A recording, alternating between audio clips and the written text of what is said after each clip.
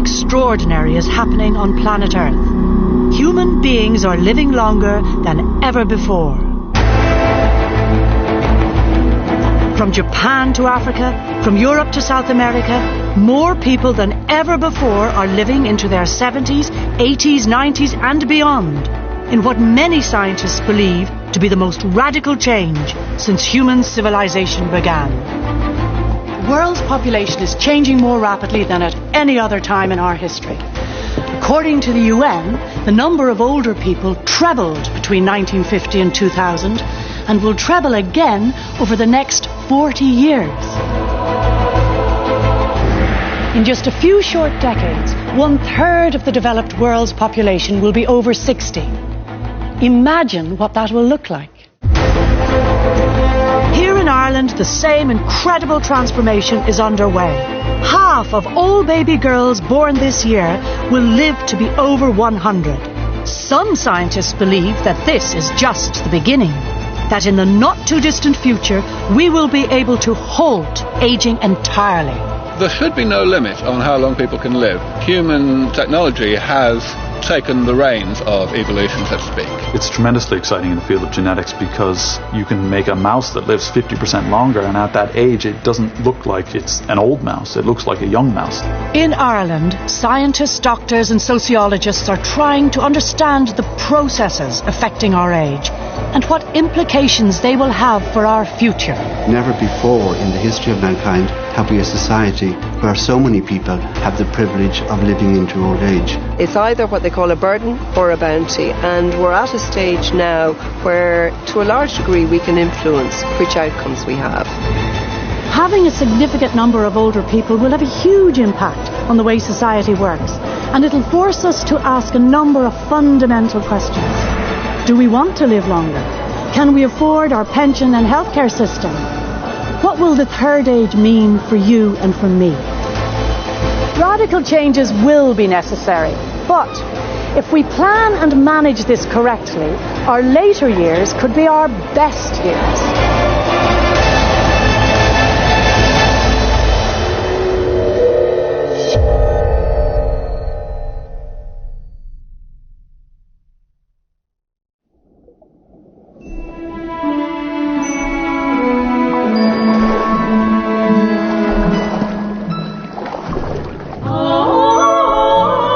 I swim because I love it, and physically it's good, emotionally it's good, spiritually it's good every way. Myself and my friend, during the season we try and get in at least one swim a day and sometimes two. And to come down and the sea is kind of pink with the sun, and to get into that water, it's a very good, energetic, enervating feeling of achievement. Words like old and young don't have a huge meaning for me, except that feeling, of course, that I know objectively at my age I'm considered old and I'm not quite as spry as I was. But in terms of my heart and my feelings and my joys and my wishes and my ambitions, I'm ageless, I think.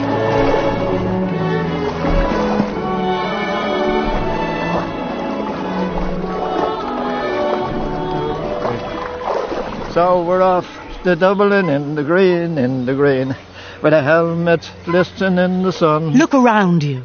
Everywhere you will see signs that people are living longer and, for the most part, more productive lives than our ancestors could ever have hoped for.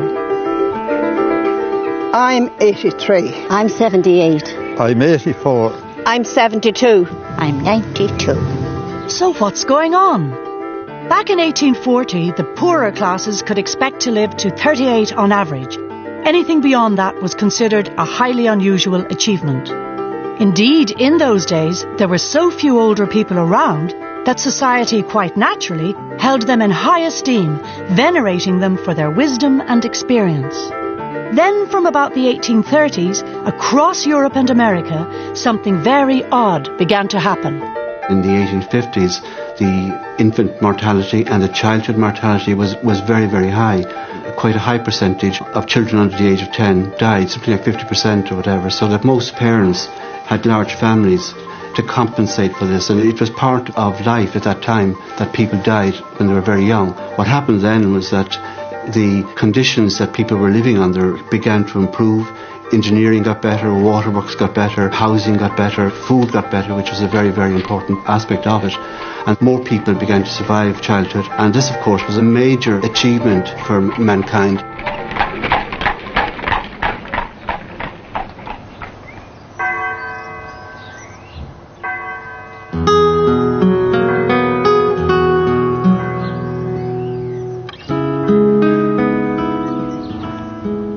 This demographic shift can be clearly seen in a visit to a graveyard. Take a look at the headstones. These ones are from the early 1800s. Look at the ages people were dying at. A 6-year-old there, a 16-year-old here, a couple of people in their 20s over there. Absolutely normal for the times. Now look what happens from the 1840s onwards. Average life expectancy begins to rise and continues to do so at a remarkably consistent rate. Today in Ireland, women can expect to live to 81 years and men to 76. What is most interesting is that scientists believe the increase will continue at the same rate. By 2040, we can expect to live to 104. Who knows what we might be looking at in the future?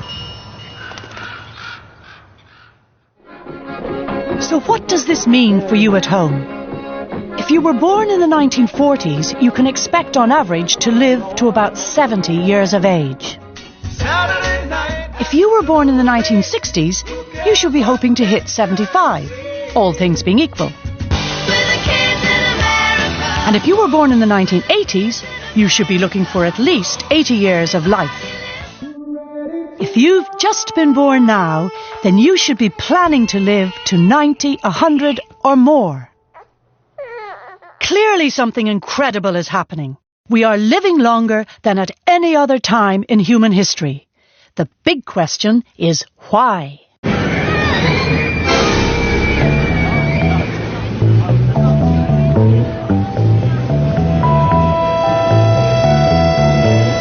In most Western countries, better diet, education, increasing wealth, along with the improved availability and standards of healthcare, have all contributed to how long we live.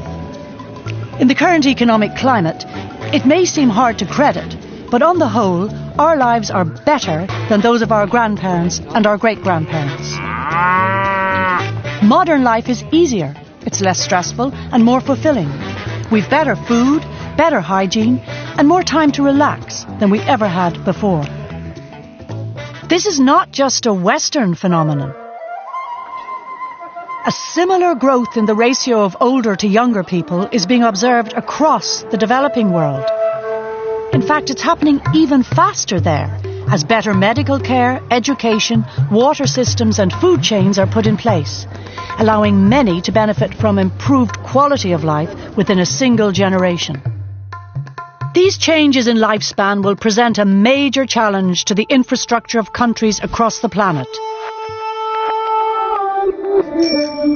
It's very important when talking about life expectancy to remember that when we say people had a life expectancy of 50 in the past, it meant that the average age of death was 50. People were living to 70 and 100 then as well.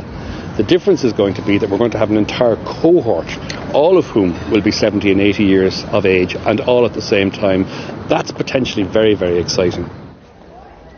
What is even more fascinating is that many experts believe that advances in science and technology will see humans living longer than anything predicted before. I think genetics is providing more and more answers all the time to questions that have occupied philosophers for millennia.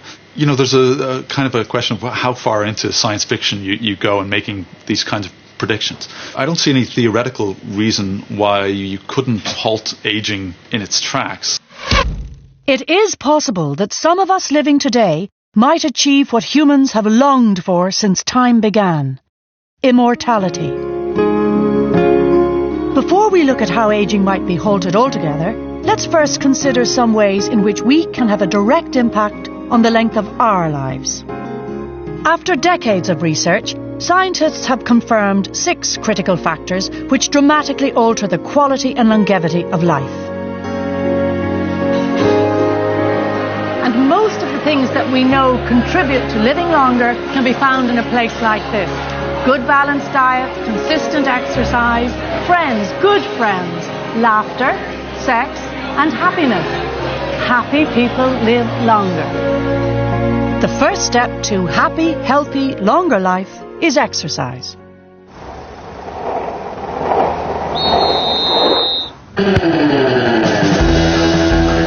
Mick Gillick is 84. I wouldn't see myself old at all. It's a great thing when someone says to me, what age are you making? I say, 85 or not. No one ever says I am. They don't agree with me. So, like, you get a great kick out of that. But no way would I be past it. Because, like, I'm popular with the women too. That Mick does not feel past it has probably got a lot to do with the amount of exercise he takes. Staying active and maintaining fitness have been clinically proven to be good not only for the body and muscles, but also for our minds, improving our cognitive skills and memory. Exercise is one of the key factors in promoting healthy ageing. You don't have to spend hours in the gym. A brisk walk of 10 minutes 3 times a week has been shown to produce very positive effects. I like this one. Good for your knees. We come over and we shake a leg over here, I'm telling you. This keeps us alive. It increases your self-esteem, your feeling of well-being and your sense of happiness, and these are all very positive things. Well, I didn't have mine.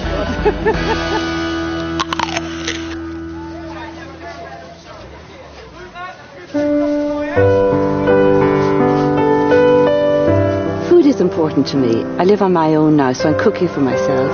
Choosing food and making it look nice on the plate and the whole colour combination and all that is very important. The market in Dunleary is brilliant. I am healthy enough in terms of my food choices. I decided I wouldn't go on a diet, but what I did is I bought a smaller plate and I filled the centre of the plate, and the idea is that you have more fruit, more vegetables, and then you have meat, you know. So I would have hopefully 1 or 2 or 3 vegetables per meal, and then a smaller amount of meat or rice or pasta.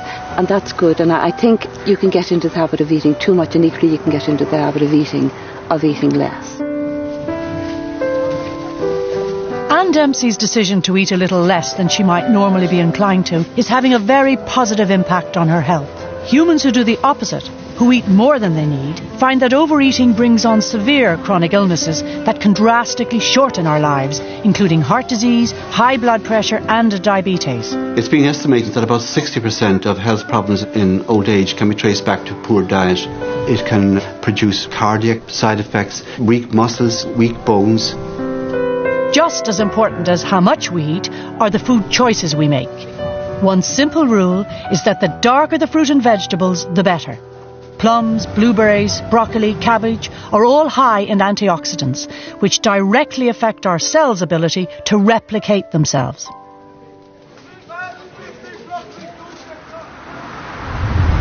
My heart in the Black Hills of Dakota. People who maintain good relationships with others are 50% less likely to die young. And according to new evidence, social isolation can be even more harmful to your health than smoking. And a miles away. Spending time with good friends has been shown to decrease the inflammations which cause cancer, heart disease, stroke and dementia. The extent to which you maintain relationship with friends is vitally important to your health and your well-being. And living a life with purpose, with meaning, having lots of have-to-dos in a day is very important. The Third Age Foundation in Summerhill, County Meath, is one of many new establishments where older people come together to enjoy their later years. Well, the third age, it means a lot for me. Because first of all, when my wife died, which would have been 15 years ago, I got in touch with Summerhill. So I won't say it filled a void, but it did fill in a lot of the missing pieces, if you like. This more or less opened my eyes to a new life. When I get older, losing my hair, many years from now.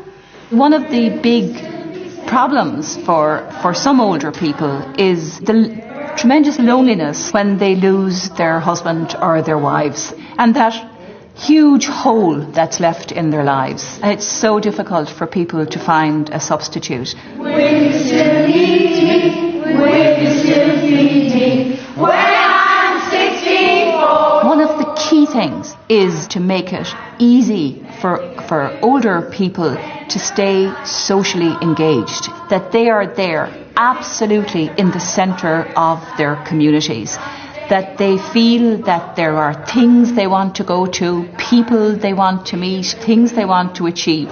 It's an absolutely crucial part of well-being. Will you still need me? Will you still feed me when I'm 64?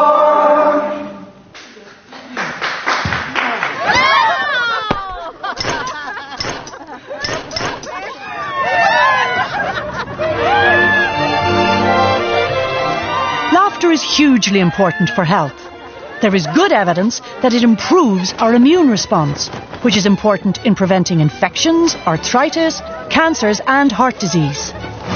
In fact, hospitals in America have introduced clowns to the wards, and their presence has been shown to improve the speed at which patients recover. The same research has concluded that having a laugh can actually prevent chronic diseases like dementia and reduce the amount of time older people stay in hospital even after major surgery. For those of us approaching later life, this has to be good news, as is the news that doing something everyone enjoys can bring additional benefits.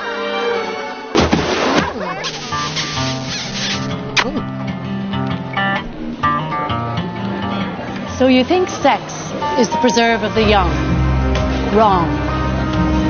A recent study has shown that a third of older couples have sexual activity at least once a week, and a third of those engage in oral sex. Of course, this is great news of itself, but it also helps to slow the aging process. And if the reward is a few more years on this planet, surely it's worth the extra effort.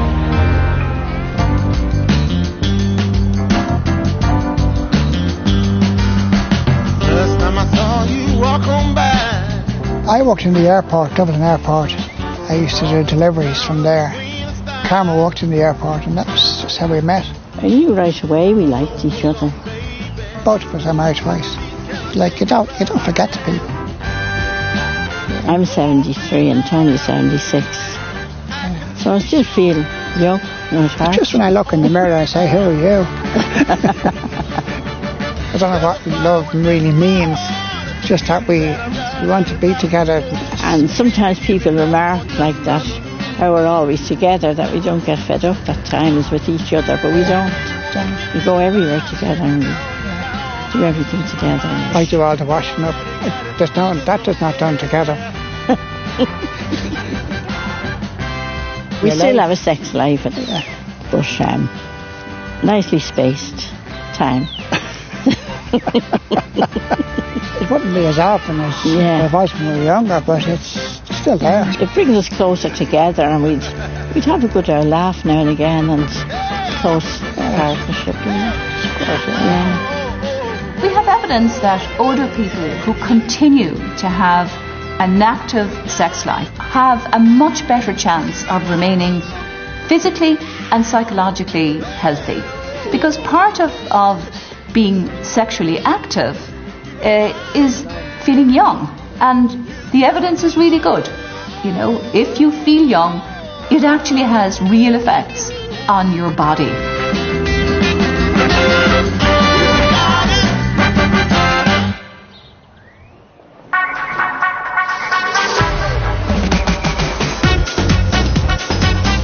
The sixth step to a longer life is choice. Having the power to choose to live your life in a way that interests you.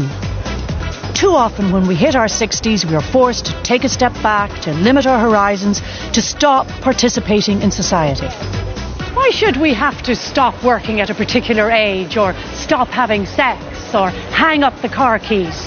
What's becoming clear to us in the scientific community is that having choice is critical for a successful and healthy later life. The choice to live the way we want, where we want, to enjoy our friends, to carry on working and to do what stimulates us. Who says life should end at 65? So, if we look after our diet, exercise and enjoy ourselves, we can add many happy years to our lives. When combined with better living standards and advances in medicine, these factors will see human lifespans escalate rapidly in coming decades, leading many scientists to believe that the first person to live to be 150 has already been born. But that may only be the start of it. Imagine for a moment that there was no such thing as old age, that we could live forever. Even as we speak, hundreds of laboratories around the world are researching this very question. Understanding the cause of aging will enable us to manipulate cells so that we can stop them from aging and from dying. Scientists are literally this far from finding the mythical elixir of eternal life.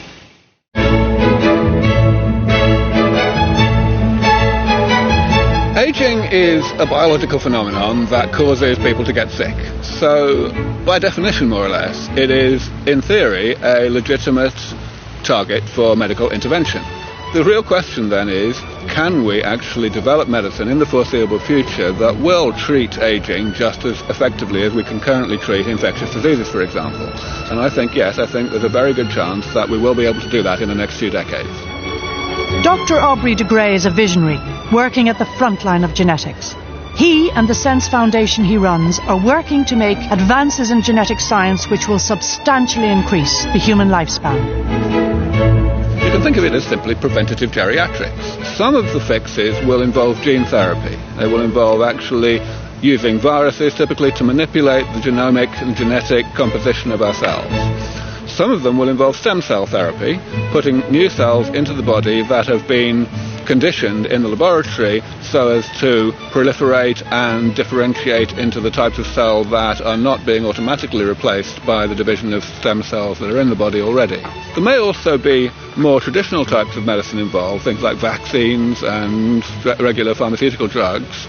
And there may also be surgery involved. We may in some cases want to replace whole organs with organs created using tissue engineering, for example.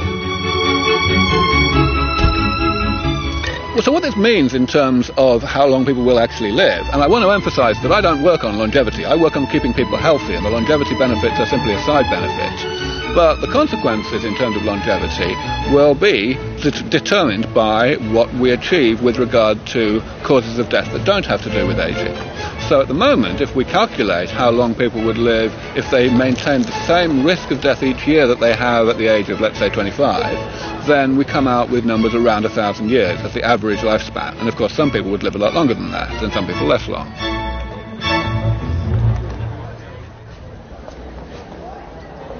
In Trinity College Dublin, geneticists are also working to understand how genes impact on aging. One approach being followed is research into why different organisms begin to die at particular points in their lives. The reason that we age, the reason that organisms age is simply really that their cells undergo a process of wear and tear. Their cells are just biochemical machines, really. And like other machines, their components can break down over time. And it turns out that there are genes whose job it is to try and prevent that. Looking at the lifespans of specific animals can be very revealing. The one thing that all living creatures have in common is death. But what's interesting is it strikes at different times dependent on the species. The mouse dies at 3, the giraffe at 40, the dog at 18. Humans manage about 80, while Darwin's turtle can live to 150. And then there's the freshwater hydra. Now, as far as we know, this lives forever. If we could find out what makes it immortal and apply that to humans, we might be able to end aging completely.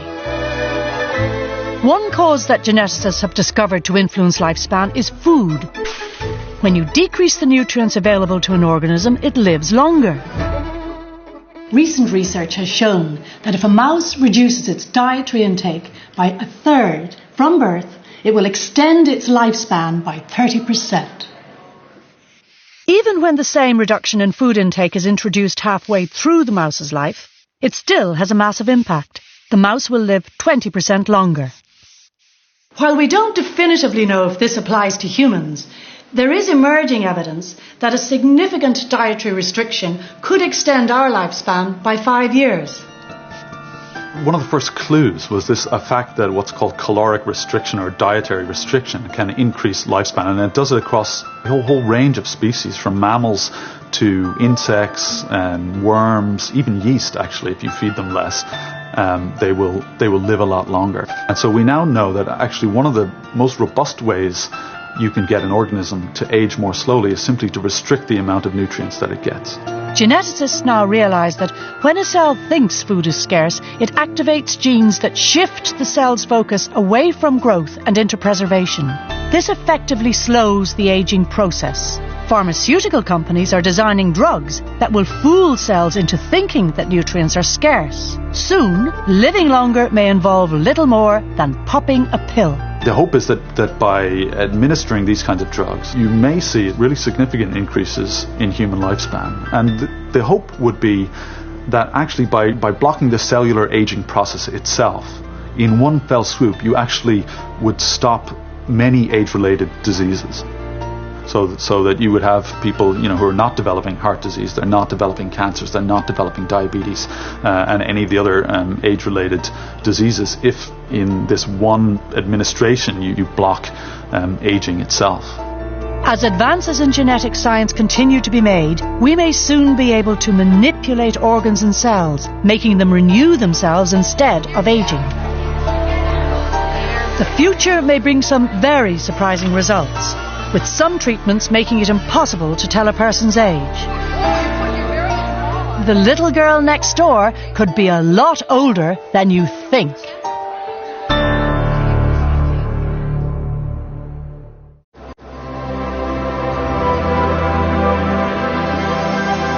The human race is going through a radical transformation.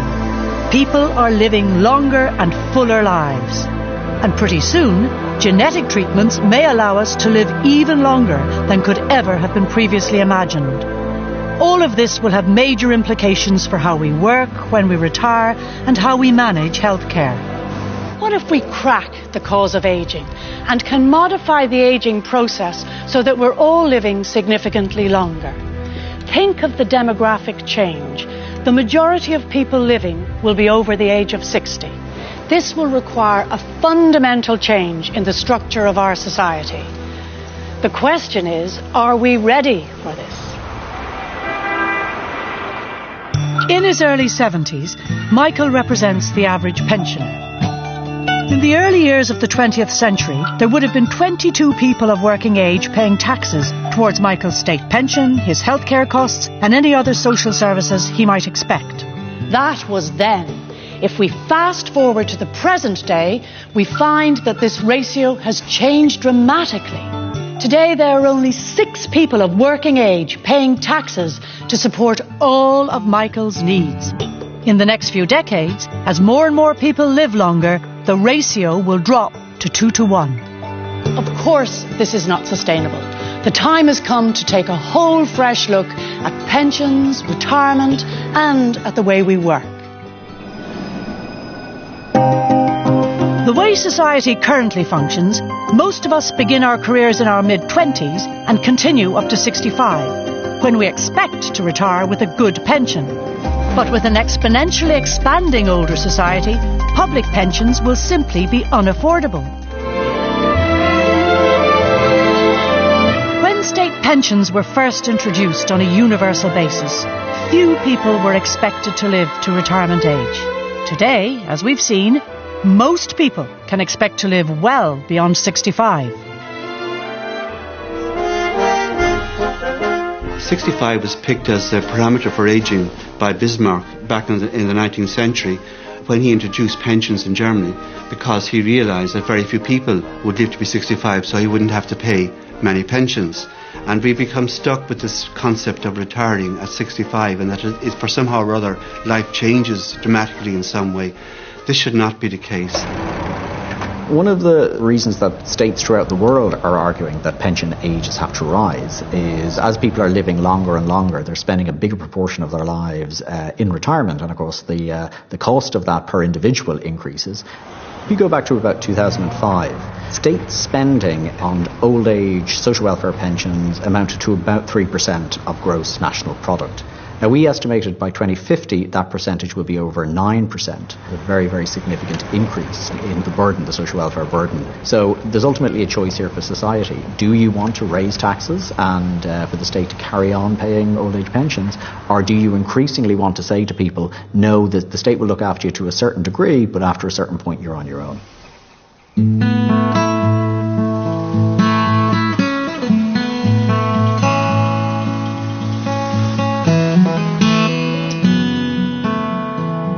Think of the value that older people can bring to the workforce.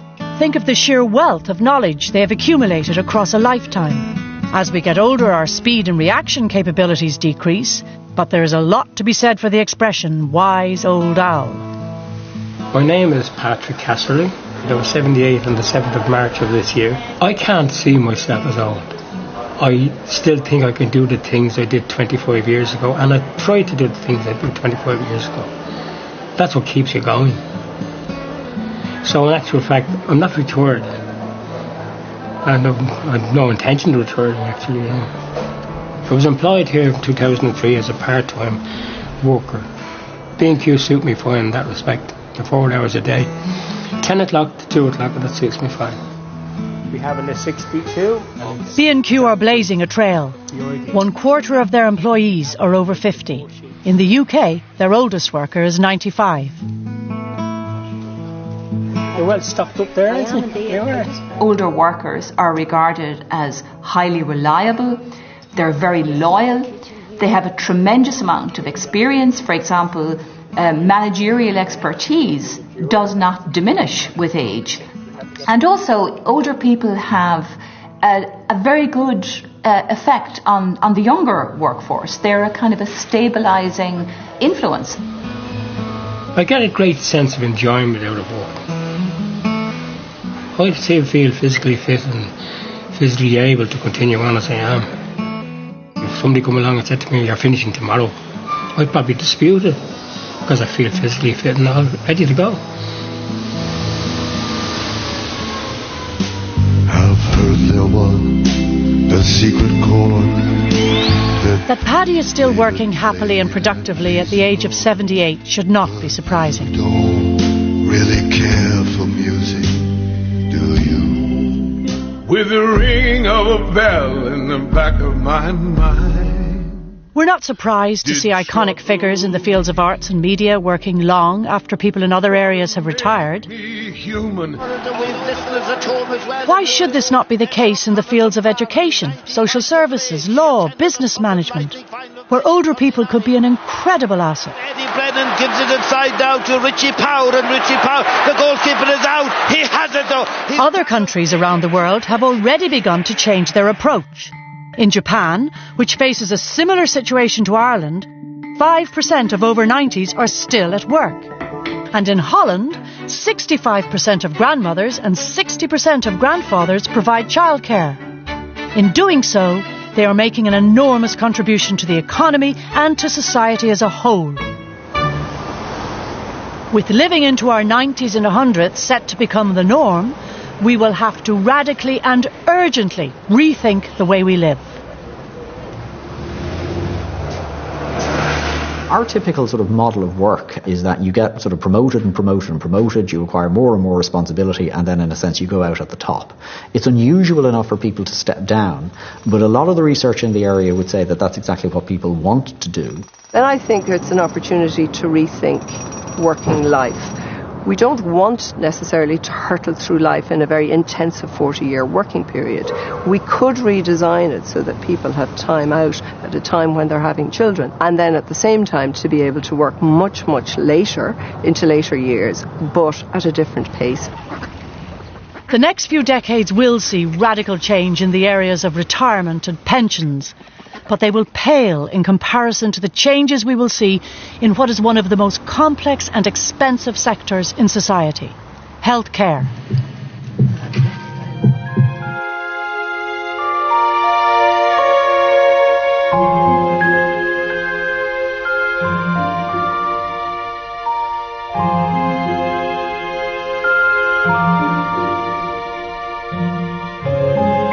With over 60s set to account for a third of the population by 2050, the provision of medical care is going to require a major overhaul.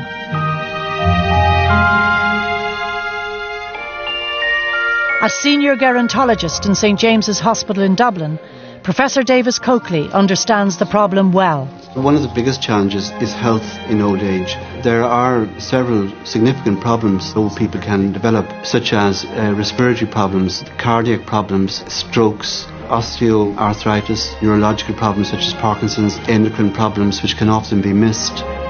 Chronic disease will produce more and more disability as people get older, and the state would have to spend far more than it is spending at the moment on long-term care, either in institutions or in the community.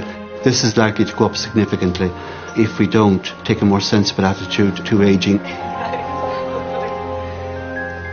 In the world as a whole, about 80% of healthcare costs are in chronic disease management. And currently most of that care for people suffering chronic disease are managed in acute settings, which are hospitals.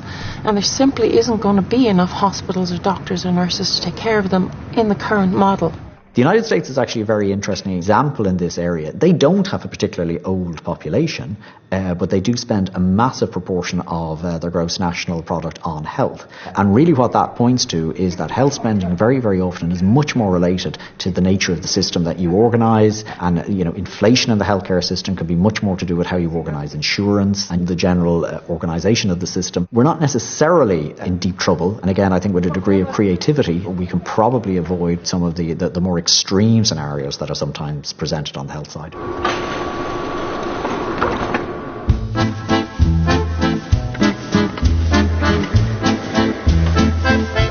At 114 years old, Anne Eugénie Blanchard is currently the oldest living person on earth. For the past 30 years, more than a quarter of her life, Anne Eugénie has been living in a nursing home. I'm sure she's comfortable, but it's probably not what she had in mind. Few of us would choose to spend our last few years in a nursing home, nor would we choose to die in hospital if we could avoid it, or spend hours in an emergency department when we're sick. By using the advances in science and technology, there is a solution. We can provide a healthcare service that works for all. Hi Brendan, how are you? I'm Tricia. Welcome to Tilda. The key to the new approach is to keep people out of the hospital system for as long as possible, instead focusing on prevention and early detection. It's cheaper and makes people more comfortable. You all right? Yeah. In Ireland, the medical, scientific and technology sectors are working to turn the country into a global innovation hub of excellence in health technologies and ageing. Brendan, I'm just going to take a picture of your eye. There, great. By conducting in-depth tests on thousands of people, we're building up a clear picture of how people age and also learning how we can spot the onset of chronic disease long before it becomes a problem. The current paradigm is reactive. The new paradigm is moving to prevention. And in some countries where they have put in preventative models, it's actually shown that they decrease the cost of the healthcare system significantly. Sweden's one of those. And they can compare county to county where they're still in a reactive model versus preventative model and show the benefits both in reduced costs as well as people being better, just healthier.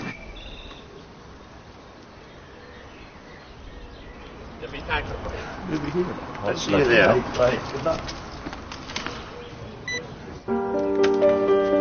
This state-of-the-art housing complex in Dundalk is a first tentative move towards a preventative approach in Ireland. As well as being fitted out with useful gadgets and equipment, the house has been embedded with sensor technology that tracks Sean's movements throughout the day. Should he change from his normal behaviour, the central monitoring system will alert the medical professionals that Sean may require attention. Sean is also testing out a personal health monitoring system. Technology of this kind offers a glimpse of the future of healthcare. Put the blood pressure cuff on your arm as shown. The Intel Health Guide, there's two parts to it. there's a device that is placed in the older person's home, but that then is connected to what we call the healthcare management suite. Have you noticed swelling in your feet, ankles or legs? That essentially allows the care team to manage the specific care that that person needs. I've had a look at the information you've sent through, and I see you've got a bit of swelling in your legs. And my right leg especially, it's a bit sore around the ankle area, yeah. Would you like a nurse to pop in and see you? Yeah, that would be nice. I wouldn't mind that, yeah. A lot of what will be possible is going to be dependent on there being within the community these integrated primary care practices, which involves a range of expertise across the different disciplines of the doctor, the nurse, the occupational therapist, the physiotherapist. But it's also a range of support facilities like basic diagnostics. Hello, Sean. It's Leona, the public health nurse. I'm just calling to see how you are.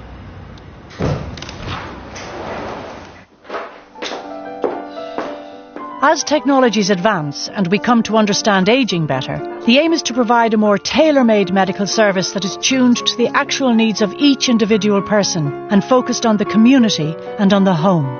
Okay, Jim, you'd like to go now? In one of the most in-depth joint ventures between academia and technology companies in the world, groundbreaking clinical studies in Ireland are informing the development of new technologies which aim to dramatically change the way healthcare is provided.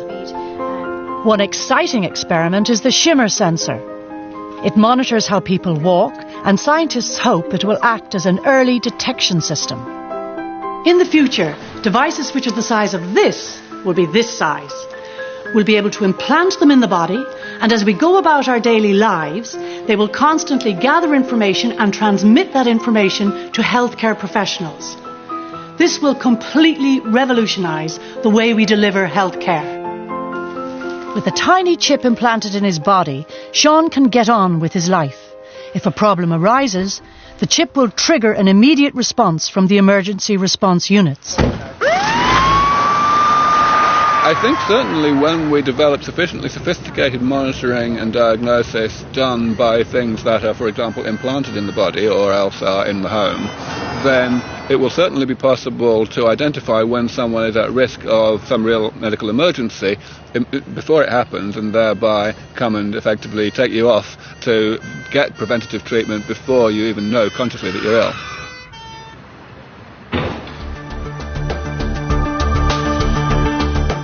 Whether you need a hip operation or a triple bypass or some groundbreaking genetic treatment, you could be sped off to the local clinic to be operated on by a robot. This technology, which is already available at the Galway Clinic, allows surgeons to operate on the patient remotely from a connected centre of excellence anywhere in the world. Robotic theatres like this will become more prevalent, allowing for a far more effective and efficient delivery of primary health care. I think today's telecare and telehealth systems are just the beginning. They're kind of like the first foray into this new space. I think it'll be a lot more sophisticated. I think we will have healthcare on whatever kind of portable devices that we carry, whether it's a PDA or a cell phone. I think we will be wearing some kind of sensors, whether it's just on the body or in the body. I think we'll just get so used to an information flow going over and back between us and whoever our healthcare team is. I think there's endless possibilities in terms of not just health management, also wellness and staying well so that you prevent disease. When we consider the state of the Irish Health Service, many might think that radical changes like these are way beyond the scope of its capacity. And yet, as increasing numbers of people achieve longer and longer lifespans, there will be no alternative but to provide the new technologies and genetic therapies that are being developed. The economic arithmetic is totally uncontrovertible. Today, we have a situation where the amount of money that's spent on the average person's medical care in the last year of their life is actually more than what's spent on their medical care throughout the whole of the rest of their life added together. And that's irrespective of how old they are when they die.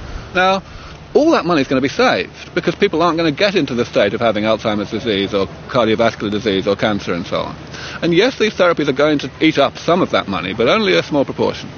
So from the point of view of any developed nation, it's going to be economically suicidal not to give your populace these therapies free at the point of delivery. In modern society, we tend to see older people as being frail and needy. In fact, the opposite is the case. Only 15% require regular medical attention. The remaining 85% are perfectly healthy and living life to the full. Of course, things like pensions and health care will be difficult to deal with, but let's think differently about them. Let's convert what is perceived to be today's burden into tomorrow's bounty. What is most interesting is that the majority of older people are economically independent. Essentially, as we move into the future, we're going to have a very large new player on the field, and it will be the player which is the people of age and all of the things that they bring with them.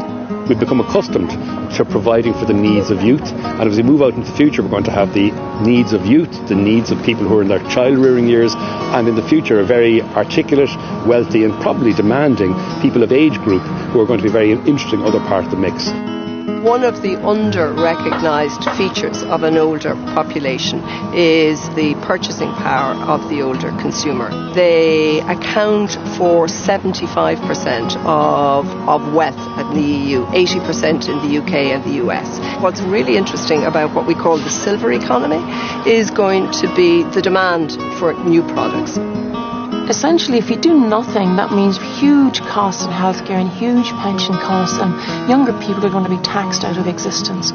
But you can turn that around and say that that's an opportunity. Most people now innovate products and services for 30 and under. You know, if they turn to the 50-plus market, they could innovate all kinds of products and services for those people. Older people want a whole different set of products. They want a whole different set of services. They want a whole different kinds of leisure and travel, etc. There is a huge opportunity here in Ireland to make this, as it were, our niche capability.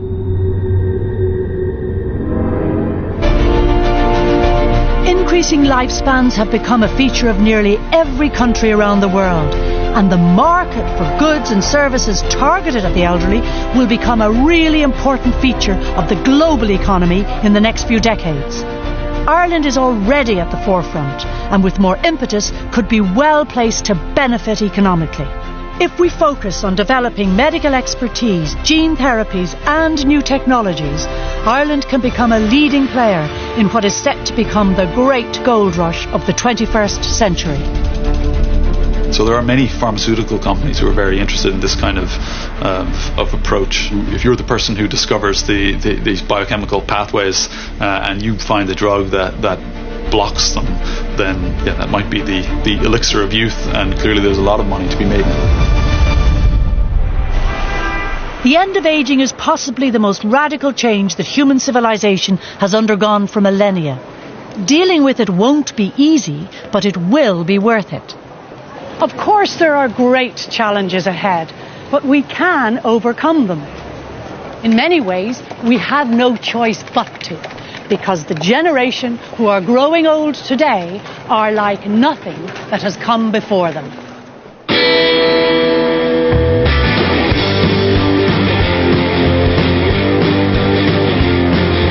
People try to put us down. The people who are now entering their 70s are the very same people who sang by heart the lyrics of My Generation. 50 years ago, Townsend asked his elders, "Why don't you all fade away?"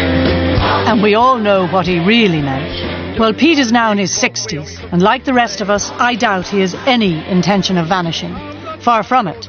50 years on, older people are coming into their own. I'm just talking about my generation. As Nelson Mandela said, the problem in life is not lack of power. The problem in life is not using the power we have. And older people simply don't realise the power that they have collectively to make things happen, to make this the kind of society that they want to make it. When thousands of older people came together outside Dáil Éireann in October 2008 to protest against the withdrawal of the medical card, we saw a glimpse of that power. The image of older people as kindly grannies and doddery granddads misses the truth completely. The generation who created youth culture fought the cultural and the women's revolution will fight the battle against ageism, and be in no doubt they will succeed. At present, society may see ageing in a negative way. This is a total misapprehension, because ageing is a wonderful achievement for mankind. Most people now are able to live their full lifespan, and they're being encouraged to do it in a fulfilled and enriching way. Whether it's seen as a positive or negative for society as a whole depends on our attitude. There's a huge potential for older people to contribute to society, but it requires the imagination to grasp that fact and to encourage it.